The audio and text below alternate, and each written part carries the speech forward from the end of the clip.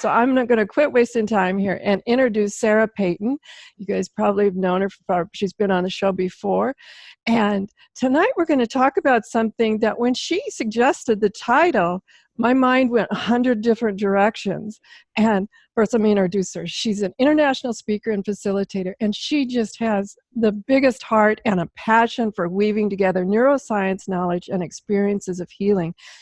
She makes interpersonal neurobiology research available to all of us. That's what I like to say, because she can bring all this science talk down to a place where we can understand it. Where the human body sends messages up to the brain, and the way that the body knows that the brain has received the message is if there's a kind of a touching, like if our words create neural connections that go right to the emotion that we're feeling, then there's a bit of relaxation in the body. And if we never bring the words for that emotional experience, so we're able to name anger so that our body relaxes, we're able to name fear so the body relaxes, but then there's still this message of alarmed aloneness. If we don't have the words for it, we can't name it. So the body can't ever relax into it. I'm preparing for the show. I remember when you brought it up, and all of a sudden, I wasn't even 100% sure your definition of it at the time, but there was an instant relaxation in my body.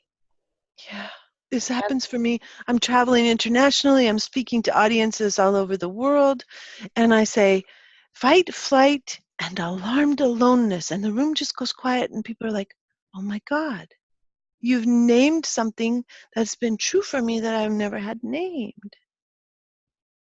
Now, I don't like to put things on categories or layers, but I just trying to put it in perspective in my mind.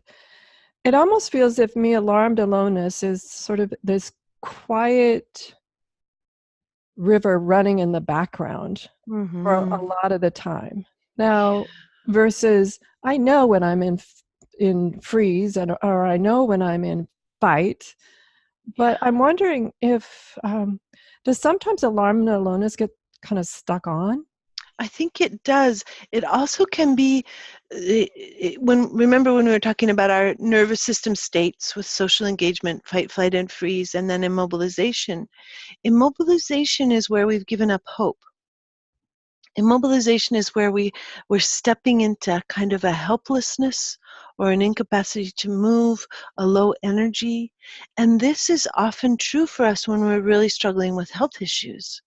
That the long struggle and the lack of clear support will take us into an immobilized place. And so it's almost like the vibratory qualities of that immobilized state tell us which emotion has gone into a freeze. Are we in an angry immobilized state? Are we in a terrified immobilized state? Or are we in an alarmed aloneness immobilized state, or a lonely immobilized state? And for many of us, we enter this place often much earlier than one would think. We are often even entering this state of loneliness that's persistent and long-term, even in infancy.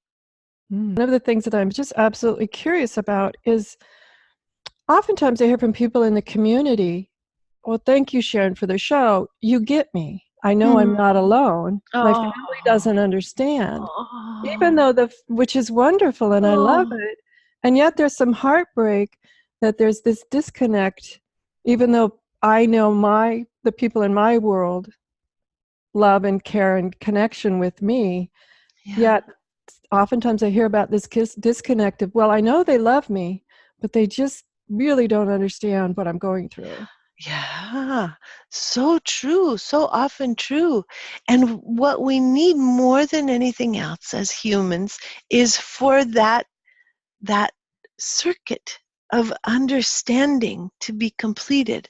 So one of the things that you're doing for your audience, and that I hope that I get to contribute to once in a while, is you're bringing the people that you care so much for the understanding that allows them to leave the state of frozen and immobilized, alarmed aloneness.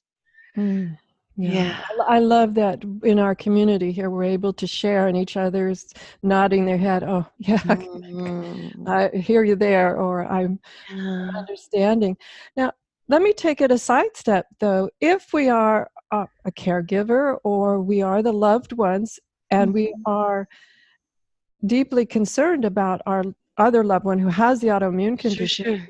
what are some ways that, even though we can't, I'll put in air quotes, walk in their shoes, what are some ways we can help make that connection you're talking about so they know that we truly do want to be connected and we truly are caring, even though we cannot Mm. possibly begin to understand their experience of the chronic illness? Sure. This is a wonderful question, and it takes us right into my long-term exploration of what I call resonant language, which is language that lets people feel like we're sitting beside them instead of telling them what to do or pinning them down or objectifying their experience, but instead we're sitting beside them.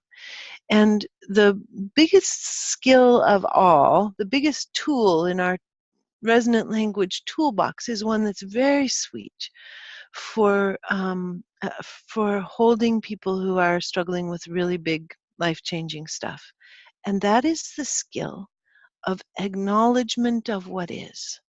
Sounds sort of like talking about air. Sounds like it would be so simple. But really, what it is it's where we would stop and listen to a partner or a child or a parent who's struggling with autoimmune, and we would say, instead of trying to fix, instead of trying to plump the pillows, instead of trying to bring water, instead of trying to clear the schedule, but if we would just pause for a moment and say something like, do you need acknowledgement of how exhausted you are? Hmm. It's just a pause for accompaniment, what I call accompaniment. Do you need acknowledgement that it's difficult to even figure out how to get your muscles to move? So you just take one of the little truths that the person is struggling with, because they'll give us little cues or hints. I can't track anything. Do you need acknowledgement that your brain doesn't work the way you wish it would? And just that pause is such an interesting pause. Now, sometimes people will say, no, I don't need acknowledgement of that. That's already very clear. And That's kind of went then through my mind a little bit of that question could go either way. right, right, right. But it's a start, right? Right? And so if somebody said, no, I don't need that acknowledgement, I might say, um, uh,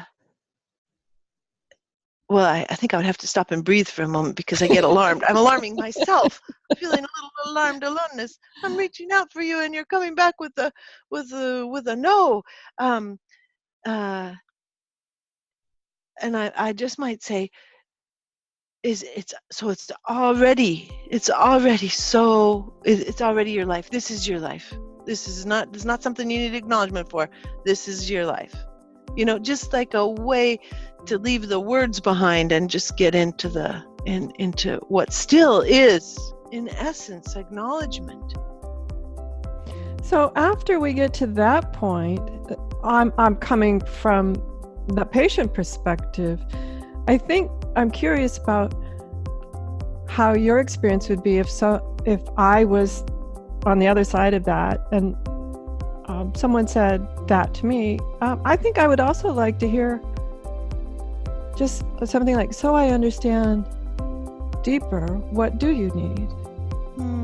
Is that too poignant? Is that too direct? Is there a way to soften that with the resonant language that would allow them to know that I'm trying to connect? Yeah, the way you said that was so warm. It just kind of went right into my heart. I think there's something here where it doesn't have to be any particular words, that it's that honest and authentic desire to connect with somebody else and to get a little bit of their experience. The information provided on the Autoimmune Hour, Understanding Autoimmune, and Life Interrupted Radio, including the websites understandingautoimmune.com and lifeinterruptedradio.com, plus social media, is for educational purposes only. What you read, hear, and see on the Autoimmune Hour, Understanding Autoimmune, and Life Interrupted Radio, and its websites, and other media outlets is based on experience only. The information should never be used for any legal, diagnostic, or treatment purposes. Always seek sound legal, medical, and or professional advice regarding any problems, conditions, and any of the recommendations you see, hear, or read here on the Autoimmune Hour, Understanding Autoimmune, and Life Interrupted Radio.